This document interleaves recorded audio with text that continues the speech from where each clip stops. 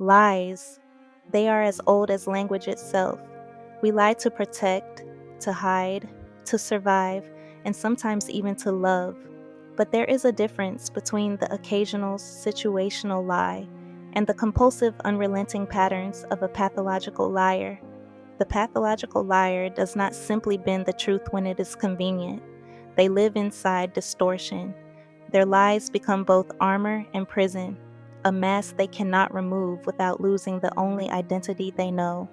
Today, I want to dive into the psychology of the pathological liar, not with judgment, but with curiosity, because behind every compulsive lie is a human story, one that often begins in pain. Let's start here.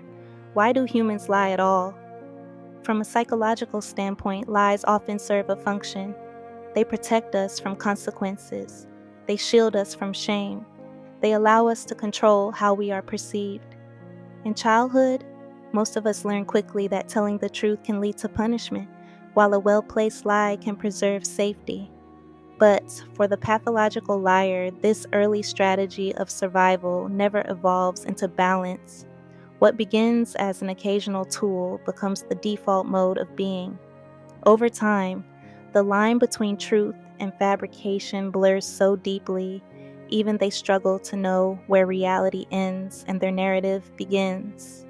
Many pathological liars share something in common: an early environment where truth was unsafe. Imagine a child who grows up in chaos, perhaps with unpredictable parents, constant criticism, or abuse. For that child, truth may have been punished, while lies provided escape. Maybe honesty brought shame. Maybe vulnerability led to ridicule. Maybe their needs were dismissed so often that creating stories felt like the only way to feel seen, valued, or protected. Psychologists call this an adaptive response. In early years, lying is not evil, it is survival. But when survival becomes identity, the child carries the mask into adulthood. The pathological liar does not just lie about facts, they lie about themselves. Their job, their relationships, their feelings, even their memories can be rewritten. At its core, the compulsive liar is protecting a fragile self. Beneath the lies is often a deep insecurity, a hidden sense of unworthiness. The lie becomes a performance. If I can convince you I am more successful, more interesting, more lovable, maybe I'll finally believe it too. But here's the tragedy. The more they rely on lies, the further they drift from authenticity. Relationships built on illusions cannot nourish them, and in the attempt to escape shame, they create more of it. Now, what does science say? Some studies suggest that pathological lying may be tied to differences in the brain. Research has shown increased white matter in certain regions, which could mean a greater ability to fabricate stories quickly. Others frame it in terms of personality structure. Pathological lying can appear in conditions like narcissistic personality disorder, where lies inflate the ego, or in antisocial personality disorder, where lies manipulate and control. But not all compulsive liars meet criteria for a diagnosis. Many exist in a gray area, haunted by insecurity, addicted to the rush of fabrication, unable to stop even when the lie serves no purpose. This is why pathological lying is so perplexing. It is not always strategic. Often, it is reflexive, like scratching an itch you don't even realize is there. What does it feel like to be trapped in this cycle? Imagine the constant fear of being found out. Imagine juggling multiple versions of yourself in different rooms, terrified that one story might contradict another.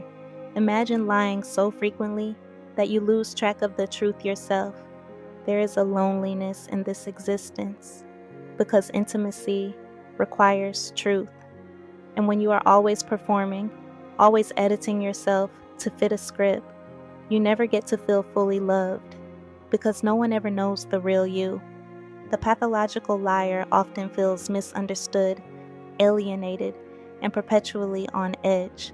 their mask becomes a cage. The ripple effect of pathological lying is devastating. Loved ones begin to question everything. If you lied about this, what else have you lied about? Trust erodes, resentment builds. Partners often feel gaslit, manipulated, or even emotionally abused. But here's the paradox: many pathological liars don't intend cruelty.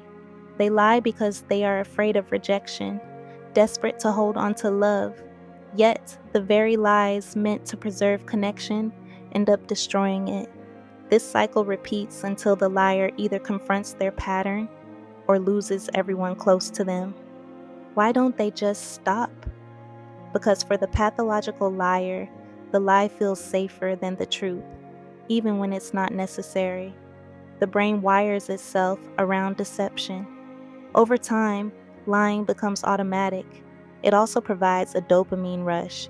Just as an addict feels momentary relief when they indulge, the liar feels a surge of power, control, or escape when their lie is believed. That fleeting relief reinforces the behavior.